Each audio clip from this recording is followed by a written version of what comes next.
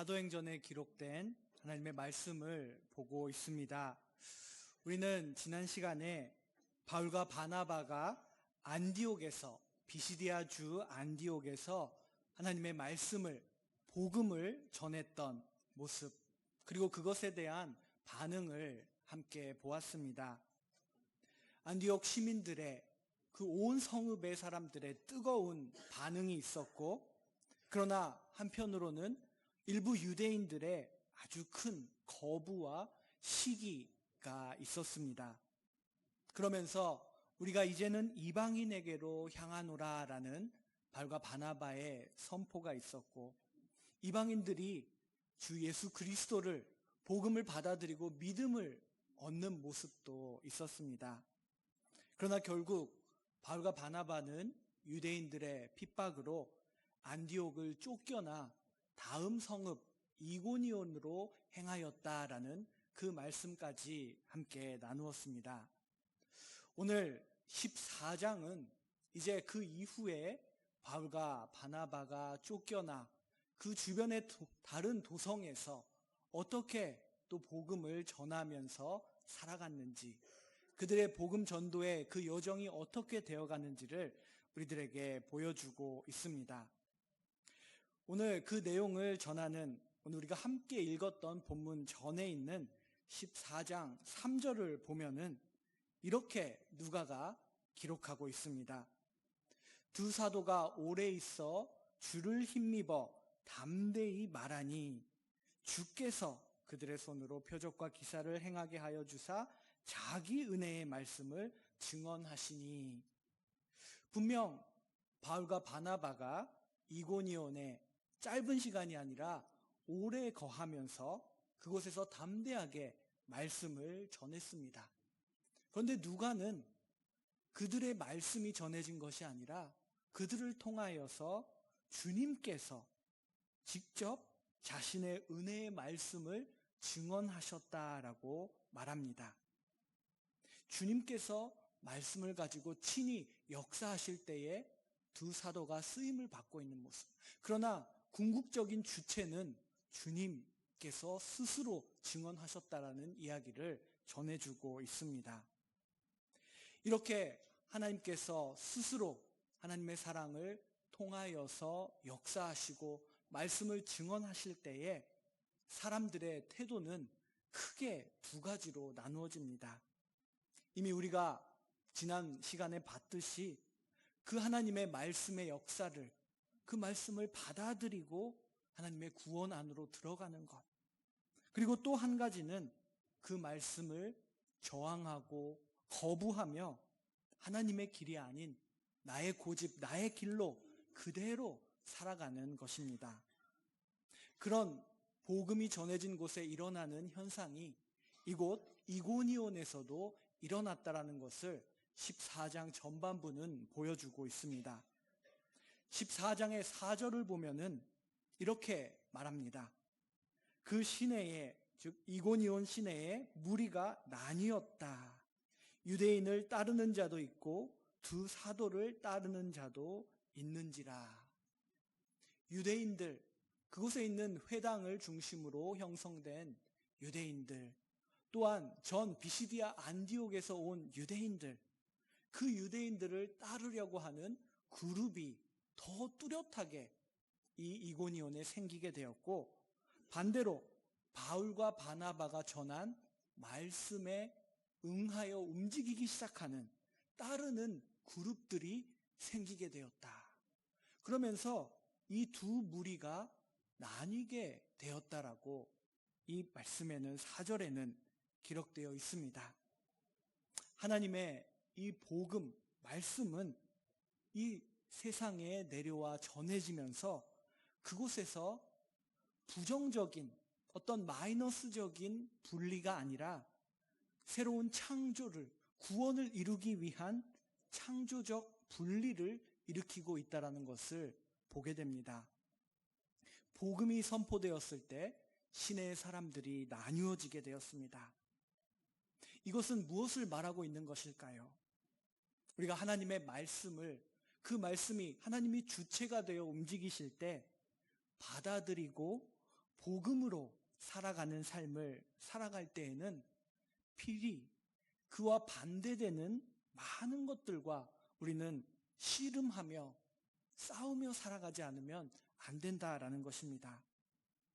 예수님께서 우리들에게 말씀하시는 이 땅에 오셔서 주시는 화평은 그저 세상과 타협하며 행복하게 세상에 섞여서 살아가는 그런 화평이 아니다라는 것입니다. 예수님께서는 분명히 말씀하셨습니다. 내가 세상에 화평을 주려고 온 줄 아느냐? 내가 너희에게 이르노니 아니라 도리어 분쟁하게 하려 함이라. 여기서 분쟁은 전쟁을 일으키게 하고 싸우게 하고 그런 의미가 아니라 말씀을 갖고 치열하게 격투하며 씨름하며 살아가는 삶이 복음을 따라 복음으로 살아가는 삶 가운데는 있을 수밖에 없다라는 이야기를 하고 있는 것입니다. 바울과 바나바가 이고니온에 오랜 시간 머물며 하나님의 그 말씀, 복음을 전했을 때 그들은 모욕을 받게 되었습니다. 그리고 돌로 맞는 위협을 그들은 느끼게 되었습니다. 그리고 다시 안디옥에서 쫓겨났던 것처럼 이번에는 이고니온에서 도망하지 않으면 안 되는 그런 상황에 처하게 됩니다. 그래서 그들은 또 다른 도시를 향합니다. 그 도시가 루스드라 더베였다라는 내용이 오늘 24장에 기록되어 있습니다. 그들은 똑같이 그곳에서도 다시 복음을 전하는 삶을 살아가고 있습니다. 8절, 14장 8절 이하에는 그 루스드라에서 다음 도성으로 가서 그곳에서 나면서 태어날 때부터 걷지 못하게 된 사람을 치유하는 바울과 바나바의 모습이 나와 있습니다. 사도행전을 기록하는 누가는 고통 중에 있는 사람들이 치료되는 예수님의 공생의 사역 속에서 일어났던 나사렛 예수 그리스도의 이름으로 일어나는 그 능력이 예수를 따르는 그리스도를 따르는 자를 통하여서도 나타나고 있다는 것을 확실하게 보여주고 있습니다. 이 부분도 그렇고 누가는 앞서 베드로와 요한이 예루살렘 성전에서 나면서 걷지 못하는 자를 치유했던 일을 보여주었습니다. 또한 사도행전 9장에서는 루다라고 불리는 그 도시에서 중풍병자였던 애니야를 치료하는 그 치유의 사건이 베드로를 통해서 일어났다는 것을 이미 보여주었습니다. 이곳 루스드라에서도 바울이 말씀을 전할 때에 그를 열심히 바라보고 듣는 자가 있었는데 바울은 그 사람 가운데 믿음이 있다는 것을 알아챘고 그리고 그에게 치유를 예수 그리스도의 이름으로 선포하자 그가 뛰면서 다시 걷게 되는 놀라운 치유의 역사가 일어난 것입니다. 자, 그런데 그 사건이 일어났을 때에 이 루스드라 시내의 사람들이 어떻게 반응했는지가 11절에 기록되어 있습니다. 그들은 바울과 바나바를 보고 이렇게 말했습니다. 우리가 믿고 있는 신들이 사람의 형상으로 우리 가운데 내려오셨다. 이 치유의 역사를 목격한 사람들은 그들이 신앙하는 신들이 지금 사람의 모습으로 우리 앞에 나타났다라고 그렇게 소리 질렀던 것입니다. 우리는 하나님께서 예수 그리스도를 통하여 우리와 함께 하심을 임마누엘을 성육신하셔서 내려오셨다라는 것을 고백하고 있습니다. 그런데 그들은 그들의 신을 바라보는 관점, 신관을 통하여서 그들이 갖고 있는 종교적인 그 세계관을 통하여서 지금 바울과 바나바를 바라보고 있었다라는 것입니다. 아마 그들 사이에는 제우스와 헤르메스가 우리들 앞에 내려오셔서 무언가를 해주지 않을까라는 그런 신앙 혹은 기대가 있었을지 모릅니다. 그들이 신앙하는 그리스 신화의 제우스와 헤르메스라고 그는 바울과 바나바를 보면서 그렇게 소리치며 외쳤던 것입니다. 그런데 단순히 그곳에서 끝나지 않았습니다. 그들이 신들이 사람의 형상으로 내려왔다라고 말한 이후에 13절을 보면은 시외 제우스 신당의 제사장이 소와 화환들을 가지고 와서 그곳에 있는 많은 사람들과 함께 제사를 하고자 했다. 즉 그들 앞에 나타난 신들이라고 믿었던 그들은 그곳에서 예배 행위, 그들을 섬기는 숭배하는 행위를 하고자 했던 것입니다. 여러분 떠올려 보십시오. 제우스 신당의 제사장이 제사장의 의복을 입고 나타납니다. 그리고 암소를 끌고 오고 그 암소 주변에는 많은 꽃들로 가득합니다. 그리고 그곳에서 종교적 행위가 시작됩니다. 이방 종교의 의식이 드려지면서 그 숭배의 대상이 바울과 바나바였다라는 것입니다. 우리는 이 모습을 통해서 복음의 메시지가 전해졌을 때 그것을 듣는 사람들이 그 복음을 자신의 세계관이나 자신의 가치관에 억지로 끼워 넣으려고 할 때에 어떤 일이 일어나는지를 보게 됩니다. 복음은 그리스도의 능력과 밀접하게 관계되어 있습니다. 그리고 그 능력은 선을 위한 능력으로서 이 날 때부터 걷지 못한 일을 치유한 것처럼 그렇게 나타나지만 잘못 이해되고 해석될 수 있다는 것입니다. 이 능력을 예수 그리스도의 능력으로 치유된 이 사건을 목격한 사람들은 복음 안에 있는 그 예수 그리스도의 능력을 마법이나 혹은 신들의 무한한 능력이라고 오해하고 착각하고 있었던 것입니다. 이제 마치 신들이 되어서 숭배의 대상이 된 바울과 바나바, 그들은 어떻게 이 상황을 대처했을까요? 14절에 바울과 바나바의 그 대처한 모습이 나옵니다. 그들은 자신들의 마음을 전하기 위하여 눈에 보이게 옷을 찢었다라고 나와 있습니다. 이것은 전형적으로 유대인들이 격한 그들의 마음의 상태를 표현하는 방법이었습니다. 옷을 찢고 그들은 가만히 있을 수 없어서 뛰어가서 소리를 지르면서 자신을 숭배하려고 하는 신격화돼가는 자신을 철저하게 부인했다라는 것입니다. 예수 그리스도를 따르는 십자가의 도, 십자가의 길이라는 것은 철저히 자기를 부인해야 한다는 것을 바울과 바나바 또한 보여주고 있습니다. 그런데 우리가 앞서 사도행전에서 12장에서 봤던 헤롯 왕을 여러분 다시 한번 기억해 보시기 바랍니다. 그는 사람들 앞에 연설할 때에 특별한 옷을 입고 사람들이 자신을 신과 같이 바라보고 신이라고 고백하는 것을 즐기며 자신이 마치 모든 것을 다스리는 것처럼 그렇게 생각하고 있었습니다. 또한 헤롯보다 훨씬 더 큰 권세를 갖고 있었던 로마의 황제는 이 로마 황제 숭배라는 거대한 종교의 우두머리에 있었고 그 당시의 사람들은 로마 황제를 시저가 나의 주다, 나의 로드다라고 고백하지 않으면 음식을 받을 수 없는 그런 세계에서 살고 있었습니다. 그런데 지금 바울과 바나바가 보여주는 모습은 헤롯 왕이나 로마의 황제하고 정반대의 모습, 자신을 신격화시키는 사람들에게 옷을 찢으며 아니다라고 자신을 부인하는 모습을 보여주고 있습니다. 예수님께서는 누가복음 9장 23절에서 이렇게 말씀하셨습니다. 나를 따라오려거든 자기를 부인하고 날마다 제 십자가를 지고 나를 따를 것이니라. 첫 번째로 예수님께서 말씀하신 것이 자신을 부인하라라는 것입니다. 일본어 성경에는 자신을 버려야 한다라고 번역되어 있습니다.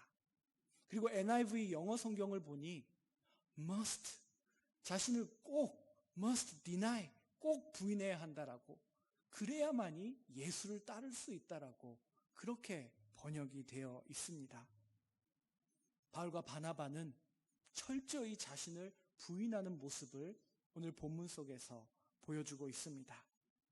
그러면서 그곳에 모인 자신을 숭배하려고 하는 사람들에게 15절에서 말합니다. 여러분이여 어찌하여 이러한 일을 하느냐? 우리도 여러분과 같은 성정을 가진 사람이라. 우리는 절대 신이 아니라 여러분과 같은 사람이다. 그러니 우리를 숭배하지 말아라라고 말하고 있는 것입니다. 그리스도의 능력을 예수 그리스도의 이름으로 선포하는 사람들, 그 능력이, 그 근원이 결코 자신에게는 있지 않다라는 것을 기억해야 합니다. 그러나 때로는 우리가 살아갈 때에 예수님께서 이루어주신 일인데 마치 내가 이룬 것처럼 착각을 할 수가 있습니다. 그러므로 그럴 때에는 바울과 바나바처럼 바로 그것을 바로잡을 수 있는 준비가 되어 있어야 하고, 항상 우리는 선한 사역 가운데 자신들 너머에 있는 계신 분을 가르치는 모습이 있어야 한다는 것을 배우게 됩니다. 우리의 사역이 아니라 그리스도가 주체가 되는 사역이다라는 것을 누가는 전했고 바울과 바나바도 그렇게 말하고 있습니다. 17절에서 이 일이 도대체 무슨 의미가 있는지 그들은 말하고 있습니다. 여러분에게 하늘로부터 비를 내리시며 결실을 주시는 선한 일을 하나님께서 해오셨습니다. 여러분이 음식과 기쁨으로 여러분의 마음의 만족감을 느낄 때 그것은 바로 하나님의 선하신 역사 가운데 일어난 일인데, 지금 이 나면서 걷지 못하는 이가 걷게 된 것도 그 하나님께서 행하신 선한 일 중에 하나다라고 말하고 있습니다. 하나님께서는 결코 이 일뿐만이 아니라 사람들의 일상 가운데 이미 그 선하심을 늘 드러내고 있다라고 말합니다. 우리가 음식을 먹으며 또 우리가 갖고 어떤 그 식물이 자라나 결실을 할 때 얻게 되는 그 기쁨 속에 하나님의 선하심이 우리의 매일매일의 삶 속에 있다라는 것을 바울은 말하고 있습니다. 그렇게 이 사건을, 자신을 숭배하려고 하는 그들을 철저하게 자신을 부인하면서 하나님 만물의 창조주를 가리킨 그들로서 그 제사가, 그 예배의 행위가 멈추었는데, 그런데 그 다음에 다시 큰 시련이 그들을 찾아왔습니다. 우리가 읽은 마지막 절 19절을 보니 이렇게 기록되어 있습니다. 유대인들이 안디옥과 이고니온에서 와서 그곳에 있는 무리를 충동하니 그들이 돌로 바울을 쳐서 죽은 줄로 알고 시외로 끌어내치니라. 바울과 바나바가 전한 그 메시지를 거부하고 그들을 돌로 쳐 죽이려고 했던 그 유대인들의 그 세력, 움직임은 아직 끝나지 않았습니다. 안디옥으로부터, 그리고 전에 있었던 이고니오로부터 그들을 쫓아 이곳까지 온 것입니다.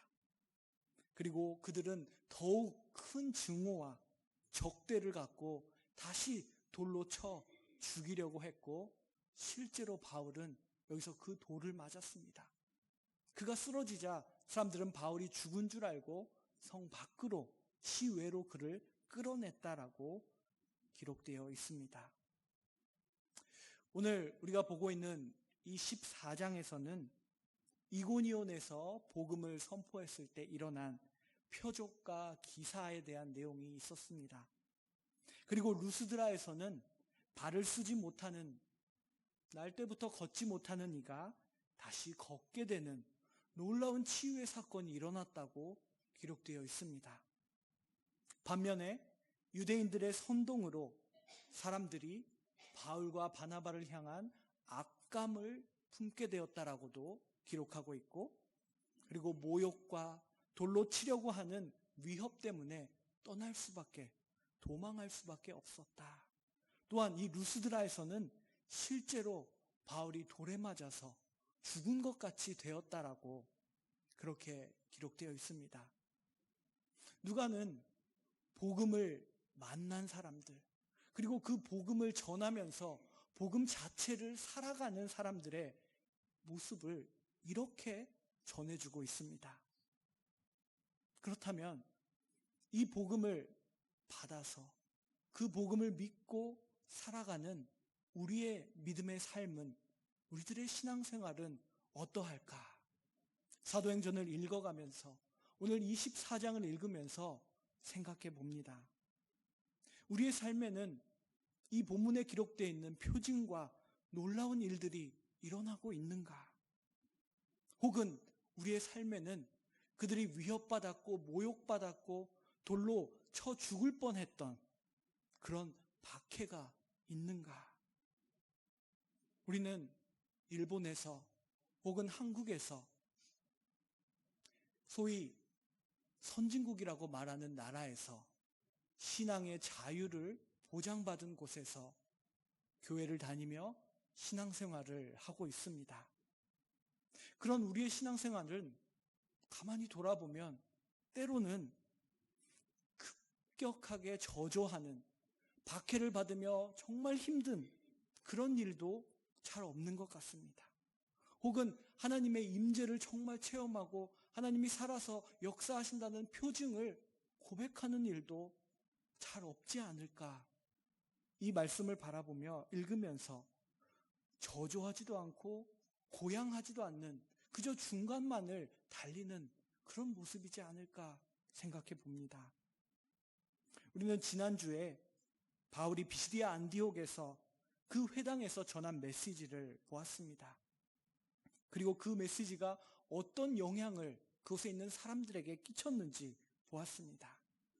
어떤 사람은 복음을 듣고 뛸 듯이 기뻐했고, 어떤 사람들은 크게 분노하며 거부했습니다. 그 모습이 오늘 14장에서도 이어지고 있습니다. 우리는 어떻게 이 사도들이, 이 복음 전도자들이 살았던 것처럼 복음 안에서 복음을 살아가는 삶을 살 수 있을까요? 어떻게 사도적인 증거를 하면서 증인으로서의 삶을 살아갈 수 있을까요?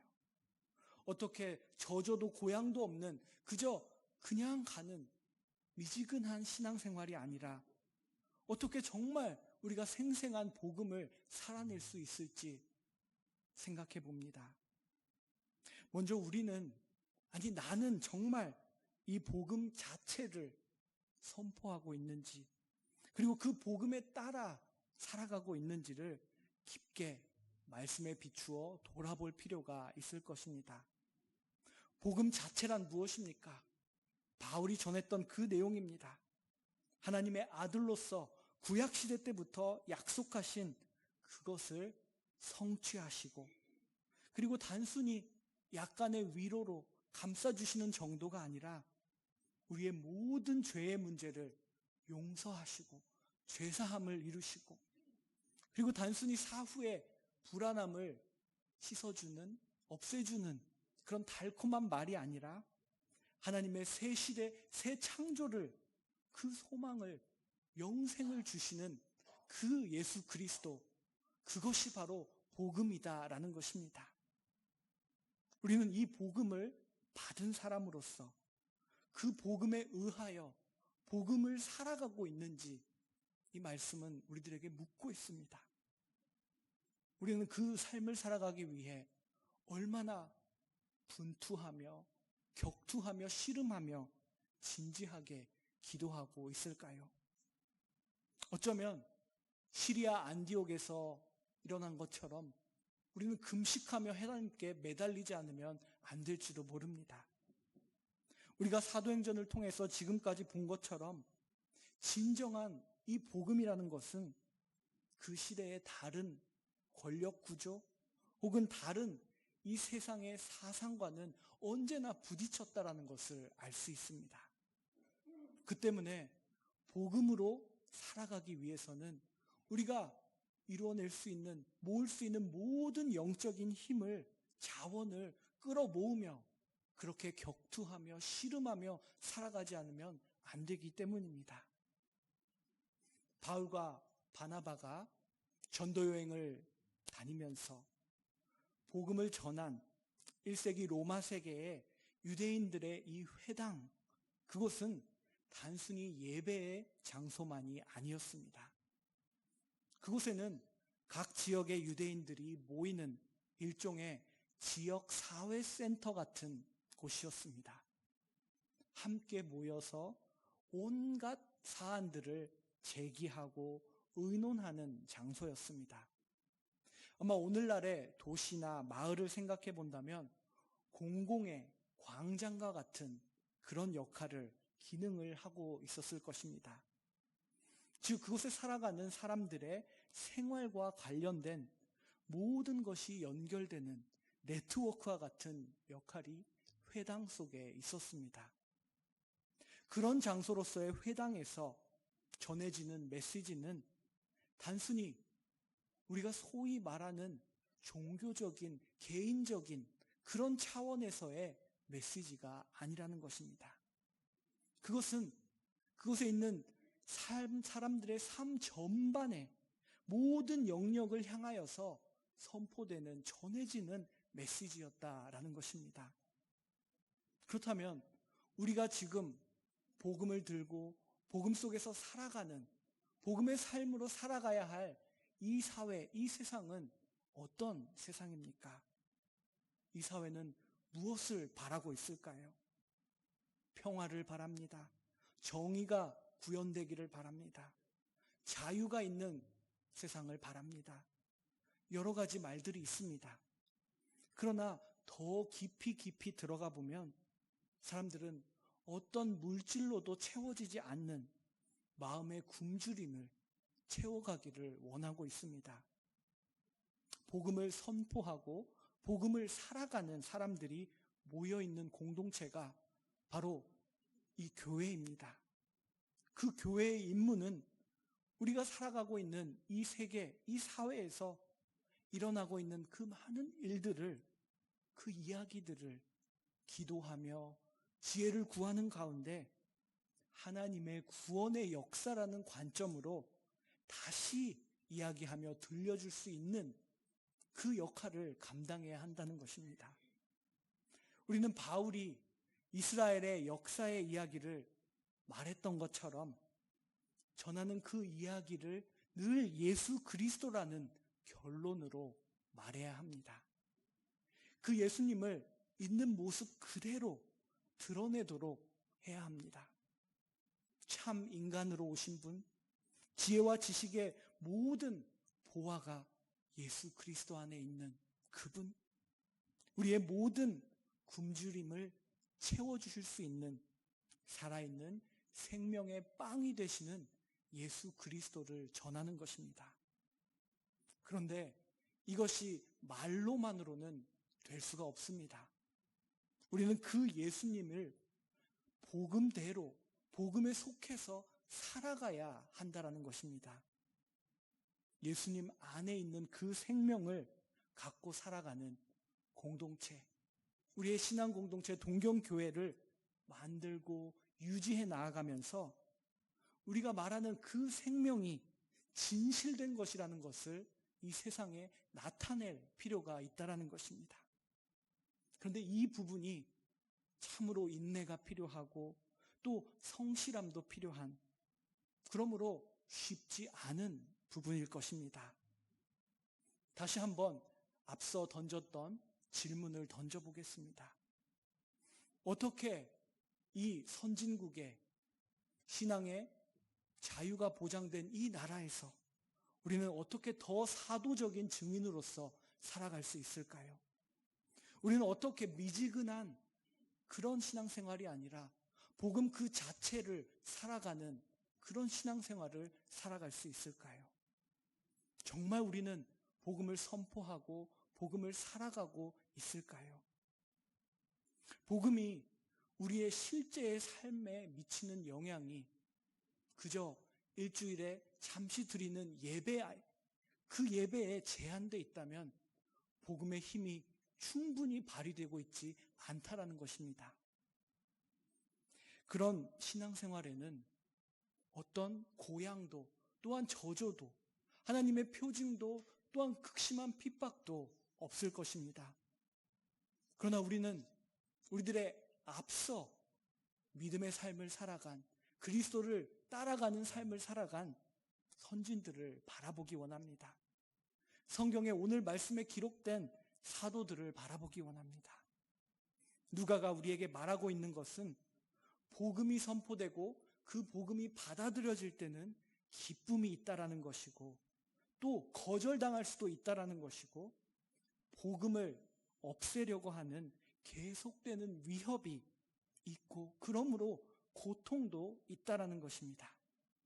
그런데 이 모든 것이 복음의 활동이다라는 것을 사도행전은 우리들에게 말해주고 있습니다. 초대교회의 사도들, 복음 전도자들이 자신이 살아갔던, 속했던 세계, 사회에서 하고자 했던 일들을 오늘날 우리의 세계와 사회에서 정말로 진지하게 씨름하며 행동하고 살아간다면 분명 달라질 것입니다. 복음이 갖고 있는 원래의 그 생동력이 다시 나타날 것입니다. 사도행전을 기록하는 누가는 1세기 로마 세계에서 그 사회에서 자신이 만난 복음으로 살아가는 사도들의 발자취를 말씀을 통하여 보여주고 있습니다. 그들이 남긴 생생한 족적을 우리들에게 전해주고 있습니다. 그리고 그들의 그 족적은 쌓이고 쌓여서 복음의 길을 알리는 지도로서 지금 우리들의 손에 주어져 있습니다. 하나님의 말씀이라는 그 믿음의 사람들, 사도들의 족적이 남아있는 그 지도를 우리는 갖고 있습니다. 그 지도를 들고 지도에 따라 복음을 살아가는 저와 여러분이 되기를 간절히 소망합니다. 기도하겠습니다. 하나님 아버지, 사도행전의 말씀을 계속해서 읽어갈 수 있게 하시고 그 말씀 속에 있는 깨달음과 은혜를 저희들에게 허락해 주시니 감사합니다. 하나님은 고대에도 중세에도 근대에도 현대에도 어느 때나 동일하게 살아서 역사하시는 분이심을 고백합니다.